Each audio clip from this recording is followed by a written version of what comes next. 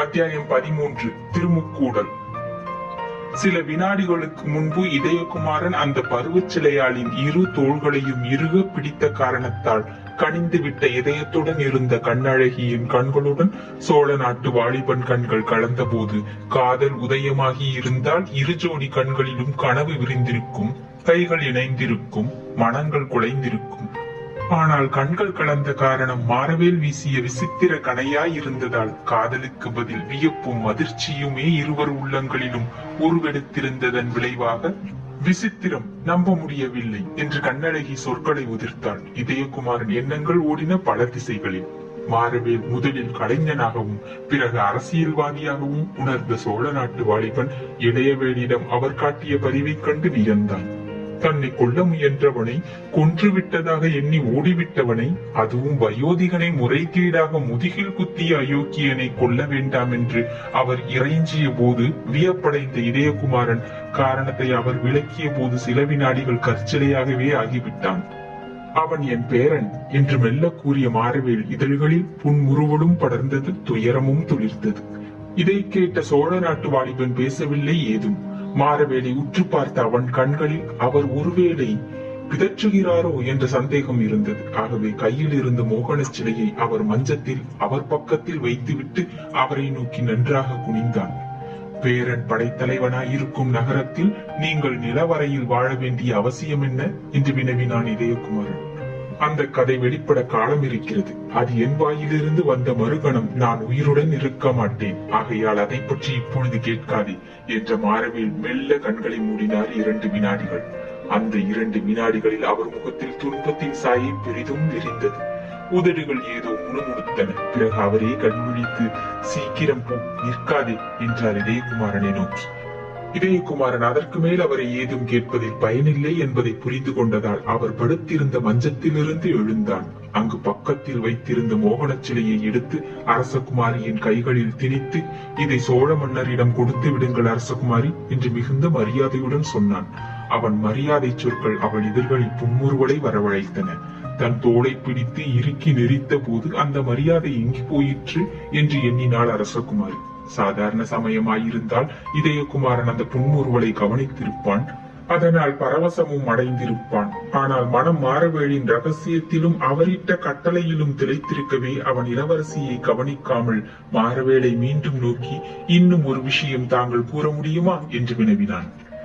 என்ன? மாரவேலின் குரல் மெதுவாக வெளிவந்தது. இளையவேல் எப்படி பேரன் உங்களுக்கு என்று ஒரு கேள்வியை வீசினான் இதயகுமாரன். அவன் என்ன கேட்கிறான் என்பதை புரிந்து கொண்ட மாரவேல், பெண் வயிற்று பேரன் என்றார் மெதுவாக. இதயகுமாரன் கண்கள் அவரை கூர்ந்து நோக்கின ஒரே ஒரு வினாடி. உதடுகள் ஏதோ கேட்க வாயெடுத்தன, ஆனால் சட்டென்று மூடிக்கொண்டன. சற்று முன்பு அவர் கொடுத்து கச்சையில் பத்திரப்படுத்திக் கொண்ட வைர பதக்கத்தை எடுத்து பார்த்தான் சில வினாடிகள். அதையும் பார்த்து மாரவேலையும் நோக்கினான். ஆம் என்பதற்கு அறிகுறியாக மாரவேல் மெல்ல தலையை அசைத்தார். அவர் கண்களில் லேசாக நீர் துளித்தது. அதற்கு மேலேதும் பேசாத இதயகுமாரன், வருகிறேன் அரசகுமாரி என்று அவளிடம் விடைபெற்றுக் கொண்டு கிளம்பினான். அந்த அறை வாயிற்படி வரையில் அரசகுமாரி அவனை பின்தொடர்ந்தாள். வாயிற்படி அடைந்ததும் ஒரு கழித்த கதவுக்கருகில் நின்றால், ஒரு கையால் கதவை பிடித்துக் கொண்டும் ஒரு கையால் மோகன சிலையை மார்பில் அணைத்துக் கொண்டும். வாயிற்படியை தாண்டியதும் திரும்பி நோக்கிய இதயகுமாரன் சித்தம் மீண்டும் நிலை குலைந்தது. கையில் அவள் ஏந்தி மார்பில் அணைத்திருந்த அந்த தந்த சிலைக்கும் அவளுக்கும் இருந்த ஒற்றுமை பிரமிக்கத்தக்கதாய் இருந்தது. சிலையை செதுக்கி இளஞ்சென்னி மட்டும் சிலையின் கண்களை திறந்து வைத்திருந்தால் அதையும் கண்ணழகி என்றே அழைக்கலாம் என்று நினைத்தான் அந்த வாலிபன். அத்துடன் கண்ணழகி நின்ற தோரணையிலும் அவன் நெஞ்சையும் கால்களையும் கட்டி நிறுத்தி விட்டன. ஒரு கழித்த கதவை பிடித்துக் கொண்டு சிறிதே இடைமுடித்து நின்ற கண்ணழகியின் பின்னழகு ஒன்று கதவின் மறைவில் இருந்ததாலும் இன்னொன்றின் பரிமாணம் இதயகுமாரனை சிலையாக்கி விட்டதால் அவன் திகைத்தான். உணர்ச்சி பிரவாகத்தால் அவன் சற்றே நடுங்கினான். தந்த சிலையை அவள் ஒரு கையால் மார்பில் அணைத்திருந்ததால் ஒரு பக்கத்து மார்பகம் கண்ணுக்கு மறைந்து விட்டாலும் இன்னொன்று அதன் மறைவை ஈடுபடுத்தி விட்டதை கவனித்து, வருகின்ற வினையெல்லாம் அரைகுறை மறைவினால் தான் என்று தனக்குள் சொல்லிக் கொண்டான். அவன் கவனத்தால் சற்றே சலனப்பட்ட கண்கள் சலனத்திலும் அழகை அள்ளி கொட்டியதையும் லேசாக வெட்கத்தால் மடிந்த உதடுகள் கோடிகளில் இழுக்கப்பட்டதால் அவள் கண்ண கதிர்ப்புகளில் விழுந்த குழிகள் ஆளை அழித்துவிடும் காவிரியின் வெள்ளச்சுழல்களைப் போல் காட்சியளித்ததையும் கண்ட இதயகுமாரன் ஆற்றுச் சுழல்களை விட அந்த கண்ணச்சுழிகளுக்கு அமிழ்த்தும் சக்தி அதிகம் என்பதை சந்தேகமற உணர்ந்து கொண்டான். அப்படி ஏற்பட்ட சக்தியினோ என்னவோ வெளியில் 2 அடி எடுத்து வைத்த இதயகுமாரன் சட்டென்று திரும்பி அரசகுமாரியை நோக்கி வெகு வேகமாக வந்தான். அவன் முகம் அவளது முகத்தை வேகமாக நெருங்கியது. இதழ்கள் எங்காவது பதிந்து விடுமோ என்ற பயங்கர நிலையில் சட்டென்று அவன் கால்கள் நிலைத்து நின்று மடிந்தன. முகத்தருகே சென்று அவன் வீரமுகம் தாழ்ந்தது. முழந்தாள்கள் மண்டியிட்டன அரசகுமாரியை நோக்கி. வணங்கிய தலை முழுவதும் வளைந்து அவள் பாதங்களை முத்தமிட்டன. பிறகு அவன் எழுந்து திரும்பி பாராமல் ஏதோ நெருப்பை மிதித்து விட்டவன் போல் ஓடினான். அவன் திரும்பி வந்த வேகத்தை பார்க்கவே செய்தாள் அரசகுமாரி. அதற்காக இருந்த இடத்தை விட்டு அகலவில்லை அவள். அவன் முகம் தனது முகத்தை நெருங்கிய போது முகத்தை அகற்றவும் இல்லை, சுளிக்கவும் இல்லை. மார்பில் அணைத்த சிலை போல் நின்றிருந்தால் மிக கம்பீரமாக. அவன் தன்னை வணங்கி பாதங்களை முத்தமிட்டு ஓடிய போது மட்டும் அவள் உதடுகள் புன்முறுவல் காட்டின. கதவை பிடித்த கை கன்னத்தில் பதிந்தது. முகம் பூராவும் ஏதோ விவரிக்க இயலாத உணர்ச்சி படர்ந்தது. அவள் கண்கள் சிரித்தன. கால்கள் என்ன காரணத்தாலோ தரையில் கட்டை விரல்களை சுற்றின. அர்த்த சந்திர வடிவமாக கோடிட முனைந்தன. தரை கல் தரையாதலால் அது முடியவில்லை. மனம் அப்படி இல்லையே. அதில் சித்திர கோடுகள் பதியத்தானே தொடங்கின. இருந்த நிலையில் அவள் நெளிந்தாள். பூவுடலெங்கும் ஏற்பட்ட கனிவாள். இதயகுமாரன் எத்தனை அபாக்கியவன்! இந்த அற்புதங்களை கவனிக்க அவன் நிற்காமல் ஓடிவிட்டானே. ஓடியவன் அரண்மனையை விட்டு மட்டுமா ஓடினான்? வாயிலில் நின்றிருந்த விஜயன் மீது தாவி அந்த மாநகரை விட்டே ஓடிவிட்டானே. அவன் அரண்மனை வாயிலில் வந்ததும் காவலர் காட்டிய மரியாதையை கண்டு ஆமோதிக்கவில்லை.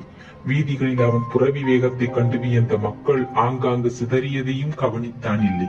வந்தபோது இருந்த நிலையில்லாததால் கோட்டை கதவுகள் அவனுக்கு திறக்கப்பட்ட விந்தையையும் அவன் விழித்து பார்க்கவில்லை. விழிகளில் கனவு விரிய அந்த கனவும் கடமையும் வேகத்தை அளிக்க வடகிழக்கு சாலையில் பறந்தான் இதயகுமாரன். அவன் இதய வேகத்தை, அவசரத்தை விஜயனும் உணர்ந்து கொண்டிருக்க வேண்டும். அது தனது 4 கால்களையும் ஒரே சீராக வீசி குழம்புகள் பூமியில் பதிகின்றனவா இல்லையா என்று சந்தேகப்படும்படி விரைந்தது. அதன் வேகத்தால் எதிர்பட்ட ஆண் பொருணையில் அமிழ்ந்து வந்த காற்றை விஜயன் மீது அமர்ந்திருந்த வாலிபனின் குழல்களை அழைத்து அவன் முகத்துக்கு தனி பொலிவையும் வீரக்கலையையும் அளித்தது.